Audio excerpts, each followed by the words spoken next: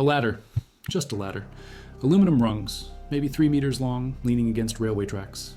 March 27, 2017, 4 in the morning. Berlin police find it on the S-Bahn line that cuts through Museum Island. Next to it, a rope, some gold particles. And inside the Bode Museum, bulletproof glass shattered, a display case empty.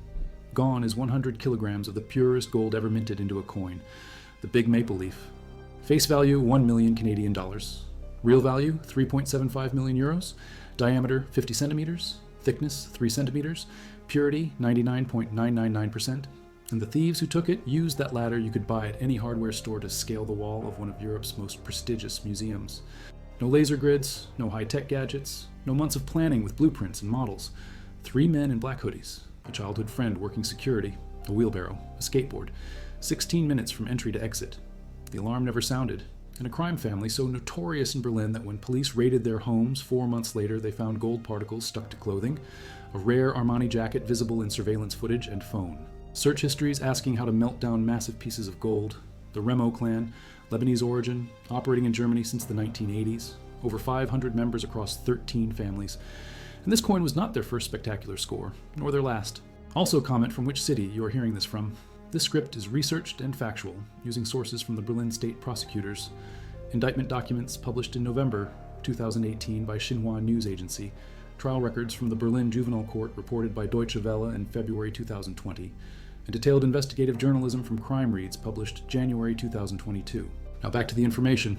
The blank alone required procuring or refining enough pure gold to hit 5 nines purity, 99.999%. No silver, minimal aluminum traces. Each coin took meticulous craftsmanship. The mint announced they would produce exactly 5. 1 stays in Ottawa, 1 goes to Queen Elizabeth, whose portrait by Susanna Blunt graces the obverse. 2 end up in Saudi Arabia, and 1 goes to auction in Vienna. The reverse shows a single maple leaf designed by Stan Witten. Radial lines for security, micro-engraved maple leaves. This is not just a coin, it is engineering theater. A demonstration that Canada can mint the largest, purest gold coin ever made at that time. Later, Australia would beat it with a 1-ton gold kangaroo in 2011, but in 2007, this is the peak. The face value is 1 million Canadian dollars. You could theoretically heave it onto a counter in Toronto and demand goods worth that amount, but the gold content alone is worth over 3 million euros when it debuts, climbing to over 4 million by 2017. Illegal trading allegations. The coin narrowly avoids seizure because Boris Fuchsman intervenes, Ukrainian real estate mogul living in Dusseldorf. He had registered for the auction, but was in South Africa for the 2010 World Cup, visiting Kruger National Park with no cell reception. Afterward, he contacts Oro Direct, offers 100,000 euros more than they paid. They agree. Fuchsman becomes the owner. Then the Bode Museum calls. They want to borrow it for a special exhibit called Gold Giants. Fuchsman agrees. The coin arrives in Berlin, displayed on the 3rd floor of the Bode Museum in a vitrine of bulletproof glass. Men's cabinet collection. Over 500,000 coins in storage, only a fraction on display. The big maple leaf becomes the star attraction. Museum director Michael Eisenhower later says they wanted to attract visitors who normally skip numismatic collections. It works. People come to see the giant gold coin almost as big as a car tire. During World War II, portions of the collection were stored in the Flakturm Friedrichshain anti-aircraft tower. May 1945, fires destroyed over 400 paintings and 300 sculptures. Closed for repairs in 1997. Reopened October 2006 after 156 million euro refurbishment. But security infrastructure has gaps. The S-Bahn railway line runs directly behind the museum. Trains cross the Spree on elevated tracks between the Pergamon Museum and the Bode Museum, and there used to be a bridge connecting the 2 museums over those tracks. The bridge is gone. Historical photographs show it, but the remains, the bridgehead, still protrude from the Bode Museum wall. A strange extension, an architectural relic, and if you have a ladder, you can reach a 2nd floor window from those remains. Dennis W. starts working at the Bode Museum in March 2017, not directly employed by the museum, hired by a subcontractor, security guard, night shift. And he is childhood friends with members of the Remo clan, specifically cousins Ahmed Remo and Wissam Remo. The Remos are Mhalami, an Arab ethnic group originally from Anatolia. They emigrated to Lebanon in the 1930s for economic reasons, lived as stateless people on the margins of society. During the Lebanese Civil War, 1975 to 1990, parts of the Remo family fled to East Germany, settled in Berlin. By 2017, the extended clan numbers 500 to 1,000 members across 13 families. German authorities suspect them of extortion, pimping, robberies, drug trafficking, money laundering, illegal weapons, murder. In 2017, a prosecutor attributes over 1,000 crimes to the Remo family, total damage exceeding 28 million euros. March 27, 2017, 3 a.m. Monday. The Bode Museum is closed Mondays. Surveillance cameras capture 3 figures climbing the steps to the station platform, all dressed in black, hoods pulled over faces. One keeps putting a hand in front of his face. The hand looks very white, probably gloved. One figure has an unusual gait, a limp maybe, or something concealed in the leg of his trousers. One carries a black backpack. Between 1:30 a.m. and 4 a.m., no trains run on this line. The platform is empty. The 3 men walk determinedly to the end. Then they jump down onto the tracks. If they shout, police at Angela Merkel's nearby private home could hear them, but they do not shout. They are not visiting for the first time. 10 days earlier, March 17th, 2 people conducted surveillance on this route. 6 days earlier, March 21st, 3 people returned. Surveillance cameras from outside captured them. They knew exactly where they wanted to go. Inside the museum, the night watchman makes his rounds every 2 to 3 hours. When he walks through, the interior alarm system deactivates. Motion detectors off, door sensors off. This is visible from outside by the guard light, dim lights that illuminate the museum from inside. The thieves watch. They time it. The window bolts have been dislodged earlier, likely by Dennis W. They cut through the remaining security glass. Enter the changing room. 3:52 a.m. A surveillance camera at a nearby construction site captures a moment, but the thieves are already inside. Ancient and modern currency from Germany, France, Italy, Spain, Portugal. A plaque with a quote from a Nuremberg leaflet from 1652. Money rules the world. You noble Miss Money, everyone courts you. What does it matter? Because your love on earth can do anything. The bulletproof glass shatters. They lift the coin. 100 kilograms, 221 pounds. How do you carry that? Skateboard. They roll it back to the changing room, hurl it out the window onto the tracks. It lands with force. Police later find a large mark below the window and a dent in the railway bed. Possible damage to the coin itself. They descend using the rope, load the coin into a wheelbarrow, cross the tracks on the railway bridge over the Spree. Just before reaching the station, they throw the coin off the track into Montbijou Park below. Traces of gold found there. They descend with the rope, probably the same rope used to raise the wheelbarrow and equipment up onto the tracks earlier. Distance too great for details. No eyewitnesses, no other video cameras. Bloodhounds brought in cannot find a scent. 16 minutes total. Entry to exit. We are shocked that the burglars overcame our security systems, which we have successfully used to protect our objects for many years. The perpetrators exercised great force in the break-in, and we are glad that nobody was injured. We now hope that the perpetrators will be captured and that the precious coin can be returned unscathed to the Münzkabinett at the Bode Museum. This spawned traffic interrupted temporarily. Police cannot immediately confirm the latter relates to the burglary, but the rope, the gold particles, the shattered window, the empty display case, all point to the same conclusion. The Berlin Police Commissariat für Kunstdelikte, Directorate for Art-Related Crime, begins investigating. They ask the public, did anyone see suspicious persons or suspicious activity around the Bode Museum or Montbijou Park? Between 2 a.m. and 4 a.m. on March 27, can anyone provide information on the whereabouts of the coin? Has anyone been offered large quantities of gold, possibly in unusual forms? Meanwhile, 3 undercover officers independently respond to a call for information. All 3 suggest the heist could be linked to the Remo clan. DNA analysis confirms it. The latter, the ropes, adhesives, parts of the axe left at the scene, all carry DNA from Ahmed Remo and Wissam Remo. Apartments, shops, garages. 3 arrests. Ahmed Remo, age 21. Wissam Remo, age 23. Weishi Remo, age 26. Ahmed's brother and Wissam's cousin. Dennis W., the security guard. All 4 are arrested but released on bail, all registered as unemployed. A pair of gloves with particles matching the security glass from the window. The rare Armani jacket clearly identifiable in surveillance footage found in Wissam's apartment. On one suspect's phone, detailed search history. How to break down large pieces of gold. How to melt gold. Investigators believe the coin was cut up, melted down, sold shortly after the theft. No sign of it intact. No trace of where the pieces went. November 2018, formal indictment. Berlin state prosecutors release a 68-page document detailing charges, grand theft, damage to property, arson related to destroying evidence. The getaway car had been impounded in the police compound. Unknown criminals broke into the compound, sprayed the vehicle with fire extinguishers trying to destroy evidence, but police still found gold leaf from the vehicle's upholstery. January 10, 2019. Trial begins, Berlin Juvenile Court.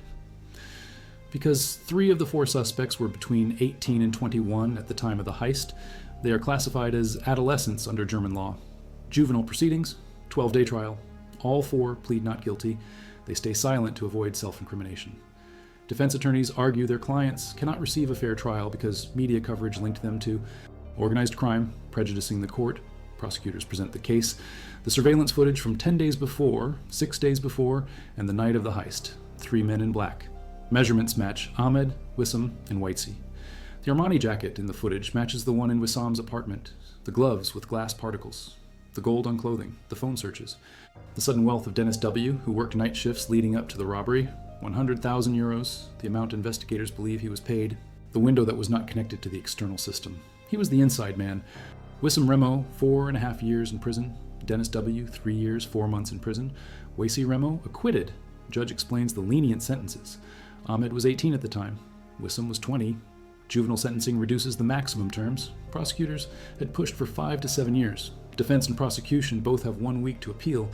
Neither does. Ahmed and Wissam are fined 3.3 million euros, the estimated value of the coin. Dennis W. is fined 100,000 euros, the amount authorities believe he was paid. Seizure of assets. But the coin remains missing. Boris Fuchsman, the owner, files an insurance claim. The insurance company pays only 20%, arguing negligence by the museum. Fuchsman sues. A court orders the insurance to pay 50% of the value, not full compensation. The museum takes the hit for the rest. Director Eisenhower faces pressure to explain how the alarm system failed, why the window was not connected, how the thieves had such detailed knowledge. 3 men break in, smash display cases, steal priceless items, large diamond brooch, diamond epaulette, other treasures. Total estimated value, 1.2 billion euros at the time. Prosecutors focus on the Remo family after DNA is found at the crime scene. November 17, 2020. Coordinated raids, over 1,600 officers, armed commando units, 20 addresses in Berlin, 3 arrests, all Remo family members.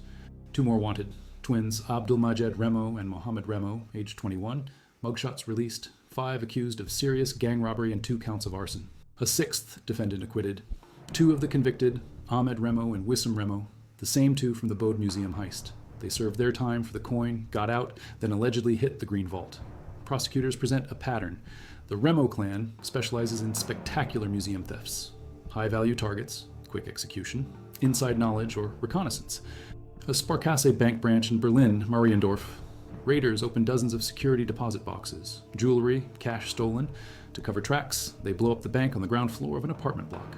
Tufik Remo identified from blood at the scene. He injured himself escaping. Jailed the following year. Estimated haul, nearly 10 million euros, 1992. The Remo clan first comes to prominence. A restaurateur is murdered. 2 brothers blamed. Raid on their apartment uncovers heroin and blank Lebanese birth certificates. Over the decades, convictions pile up. Fraud, extortion, money laundering, murder, handling stolen goods, drug dealing.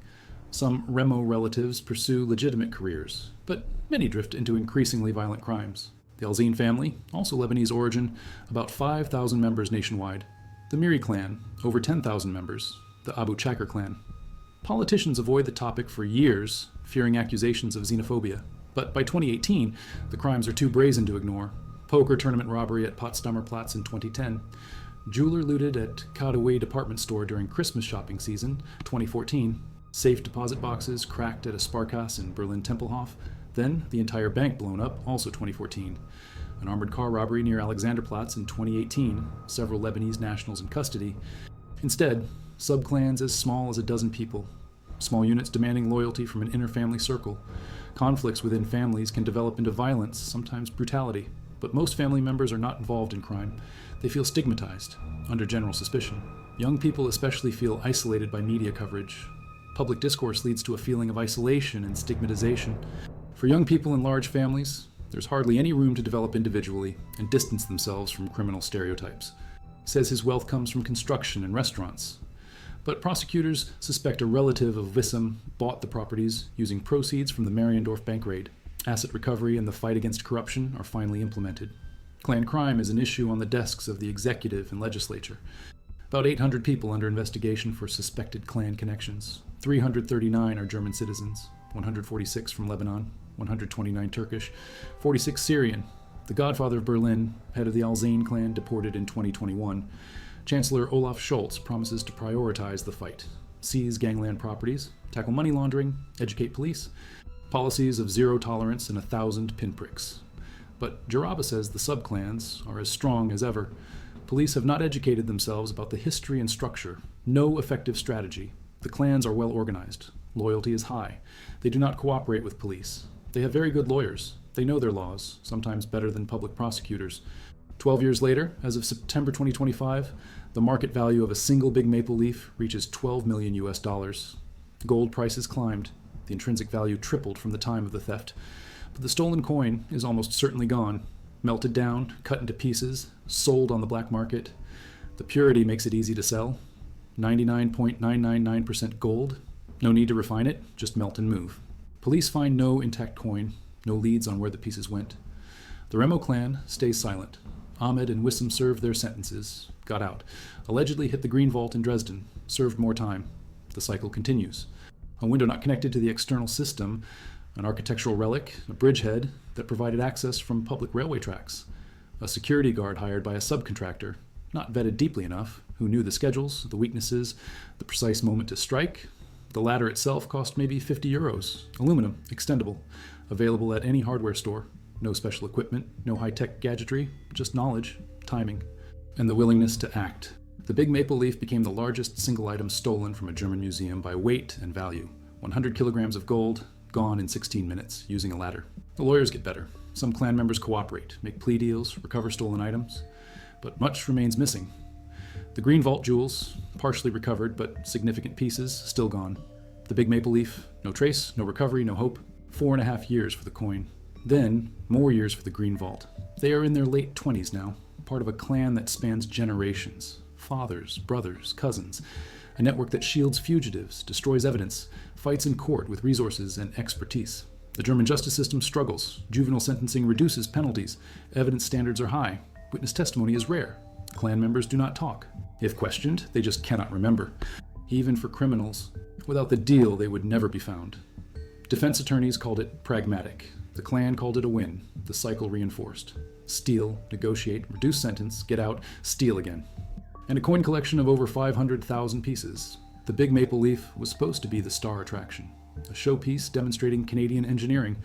The largest, purest gold coin ever made at that time. But it lasted 7 years in the display. 2010 to 2017, then gone. One with Queen Elizabeth, now with King Charles after her death in 2022.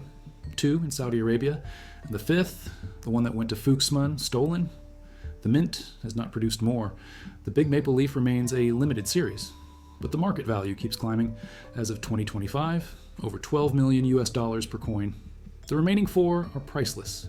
Not just for gold content, but for rarity, provenance, history. The stolen one would be worth even more if it existed intact, but it does not. It is gone, melted, dispersed. The external alarm did not cover one window. The internal alarm deactivated during guard rounds. The bulletproof glass shattered with one swing of a carbon-reinforced axe.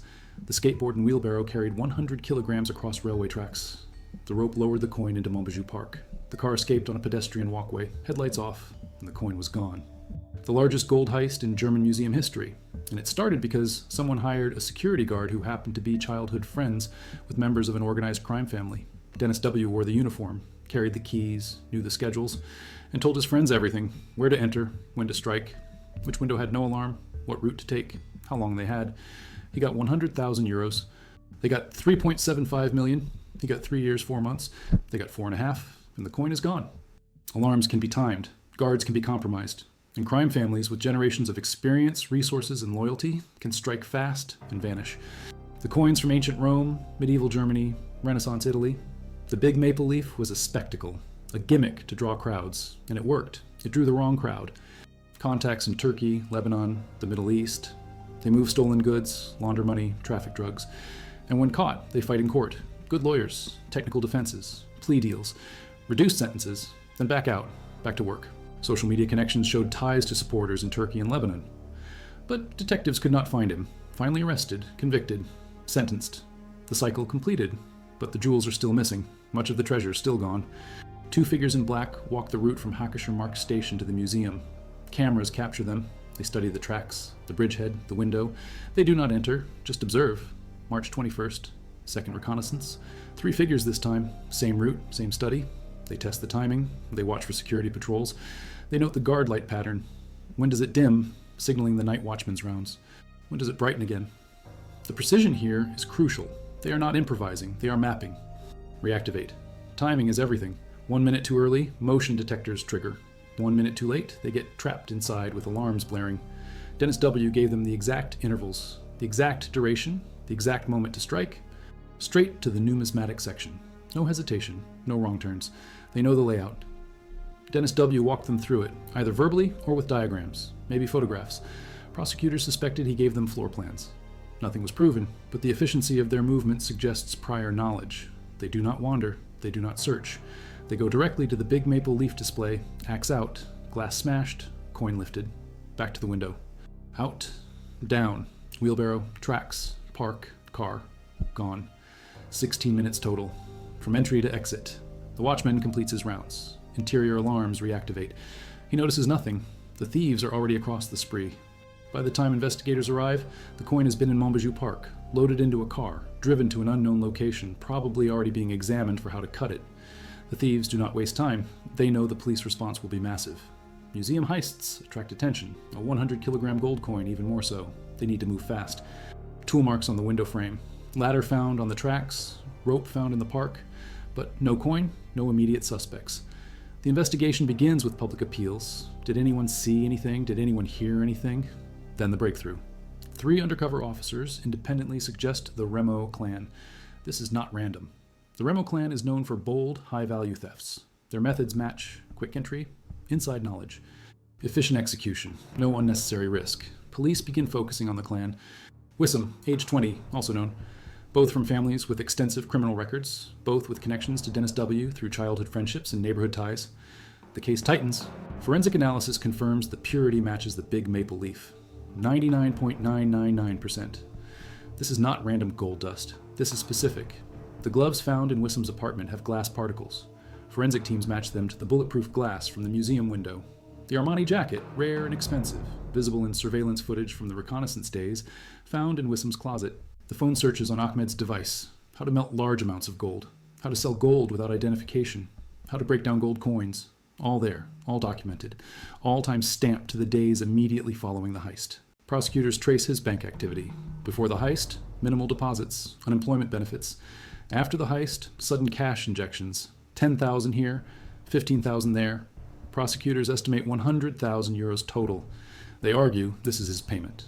100,000 for providing the information, for working the night shifts leading up to the heist, for ensuring the window was accessible, for deactivating or not reporting security issues, for giving the thieves every advantage. Deutsche Welle covers it. CNN covers it. The Royal Canadian Mint issues a statement expressing dismay.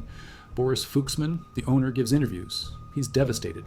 The coin was his pride, a symbol of wealth and achievement. Now gone. Insurance pays only half. He loses millions. They question the reliability of the surveillance footage. They argue the phone searches could be coincidental. People search how to melt gold for legitimate reasons. Jewelry making, metallurgy, art projects. The prosecutors counter. The timing is too precise. The gold particles too specific. The Armani jacket too identifiable. The sudden wealth of Dennis W. too convenient. The DNA on the ladder and rope too conclusive. Piece by piece, they build the case. Which is all documented, all presented, all cross-examined. The verdict comes February 20, 2020. Guilty. Ahmed, guilty. Wissam, guilty. Dennis W., guilty. Whitesey, not guilty. Insufficient evidence. The DNA does not place him. The footage is inconclusive. He walks free. Prosecutors express frustration. They wanted 7 years. They argued for adult sentences. The judge declines. The defense celebrates. 4.5 years is manageable. Good behavior, parole, they could be out in 3. Dennis W., even sooner. Bank accounts, frozen. Vehicles, frozen. But the clan has resources. Lawyers file motions, challenge the seizures, argue the properties were legitimately purchased. The fight drags on. Some assets are returned, some are kept. The legal battle continues years after the trial. They knew police would track gold sales, so they melted it fast, cut it into smaller pieces, sold it to different buyers, maybe overseas, maybe in Germany. Black market gold dealers do not ask questions. 99.999% purity. Easy to sell, easy to move, no serial numbers, no tracking, just weight and purity. Cash transactions, no records, gone. External security consultants brought in. Every window now connected to the alarm system. Additional cameras installed. Background checks for all security staff, including subcontractors. Enhanced vetting, criminal record checks, reference checks. Clan affiliation checks. The museum cannot afford another incident. The publicity was devastating. Attendance dropped temporarily. Insurance premiums skyrocketed. The director faced internal reviews. Some called for his resignation. He survived, but the damage to his reputation lingered. Without that ladder, the whole plan collapses. The bridgehead is 3 to 4 meters above the railway bed. You cannot reach the window without the ladder. You cannot access the museum. You cannot get to the coin. The ladder was the key. That inside knowledge is more valuable than sophisticated equipment. That a childhood friendship can become a multi-million euro heist. And that a ladder, just a ladder, can scale the walls of one of the most prestigious museums in Europe and walk away with one of the largest gold coins ever minted. 16 minutes, 100 kilograms, gone. The purity made it easy. 99.999% gold. No need to separate alloys. No need to refine. Just heat and pour. The faces of Queen Elizabeth and the maple leaf, gone. The craftsmanship of the Royal Canadian Mint, destroyed. The engineering feat of producing a 100 kilogram coin at 5/9 purity, erased. All that remains is the weight in grams on a black market ledger somewhere, and the story of 3 men, a ladder in 16 minutes. No trains running, with the alarm deactivated, with an inside man providing every detail, and that ladder sits in evidence, tagged, filed, forgotten by everyone except the investigators who know exactly what it represents, the simplicity of crime, the vulnerability of institutions, and the cold efficiency of a clan that has been operating in Berlin for 40 years, through wars, deportations, raids, arrests, trials, convictions, and incarcerations, and still continues, still operates, still strikes, and still vanishes, with the largest prizes Europe has to offer, 100 kilograms at a time, 16 minutes at a time, one ladder at a time.